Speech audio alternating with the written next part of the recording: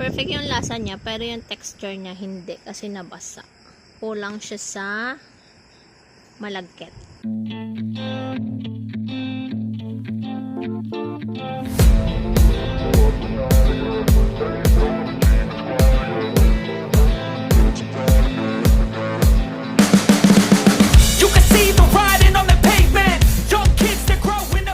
So, ayan. So, for today's video, ay gagawa tayo ng binake or pintos sa Bisaya. So, ito yung suman na mais na may halong malagkit. So, ayan. Yan rin na lang muna natin yung ating mais na gagamitin.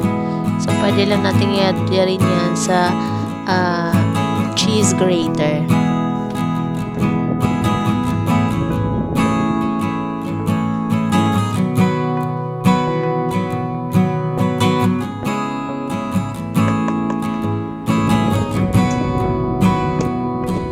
So, ito naman, ang next natin gagawin ay pipaggaan natin ang ating nyug para meron tayong gata na gagamitin para sa ating suman na mais.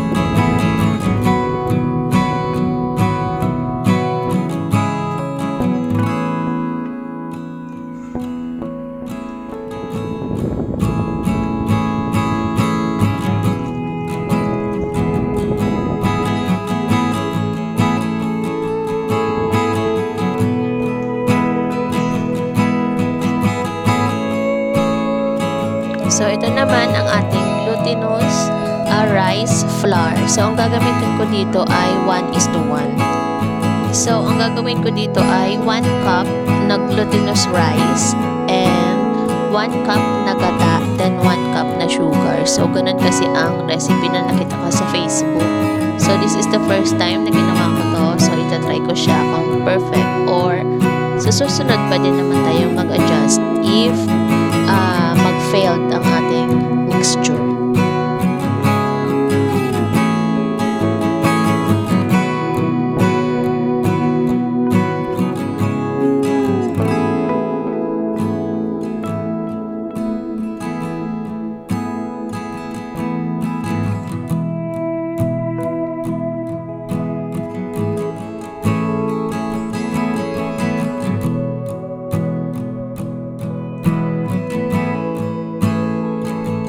So, ito na yung ating mixture, guys. So, ilalagay na natin sa balat ng mais. So, itong balat ng mais ay hinugasan ko na siya. Ayan, isa-isa.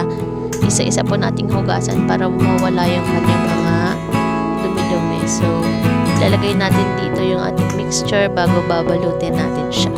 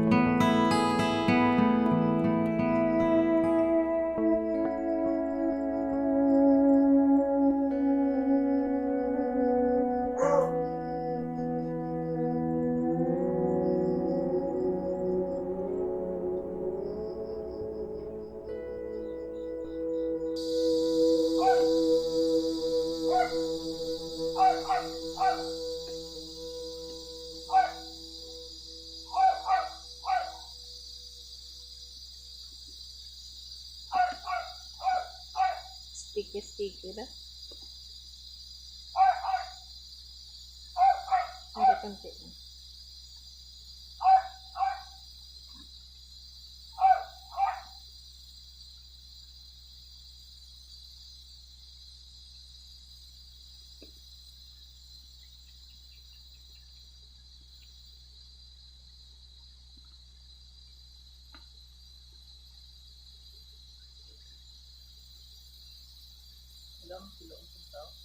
Hindi kay para daw may style. Masunod na ako ang tubig eh. Then, Dry. hindi ah. Mas dapat ya.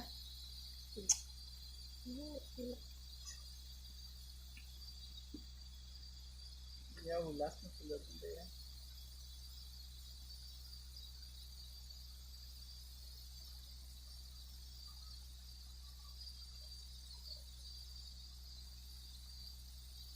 Ano niya? Na. Alok Dapat din. ya.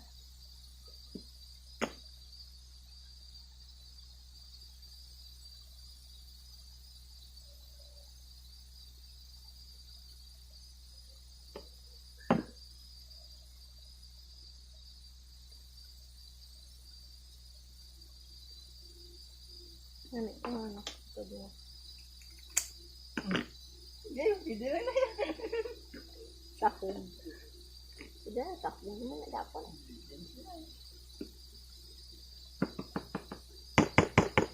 Grabe, super sticky.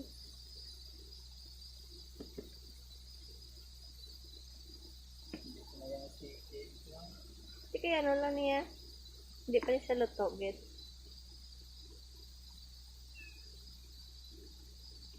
Damo.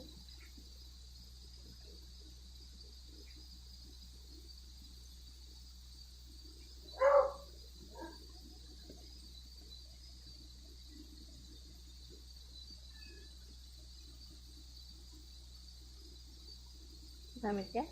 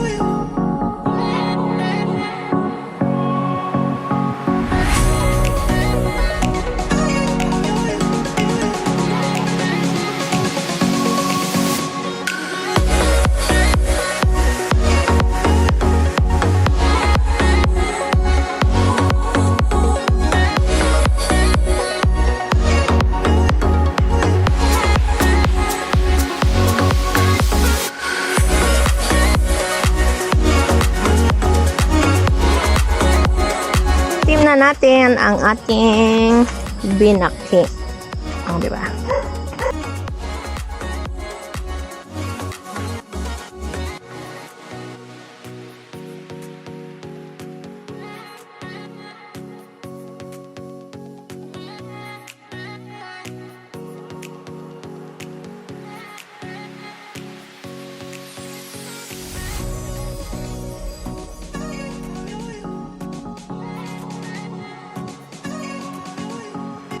Perfect yung lasa niya, pero yung texture niya hindi kasi nabasa.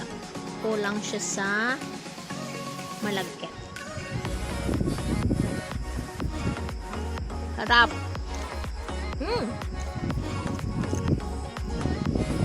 Perfect yung lasa. Yung texture ang hindi. Kulang sana sa malagkit. Basa oh. Dapat pag ano pala, pag gata ang ilagay 1:2. Pero pag evap or condense ilagay mo 1:1. Now I know. Pero ang sarap. Sobrang sarap.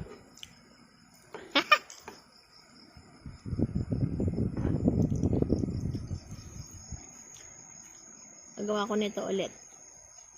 Yung perfect na. Yan lang ako nakagawa nito eh.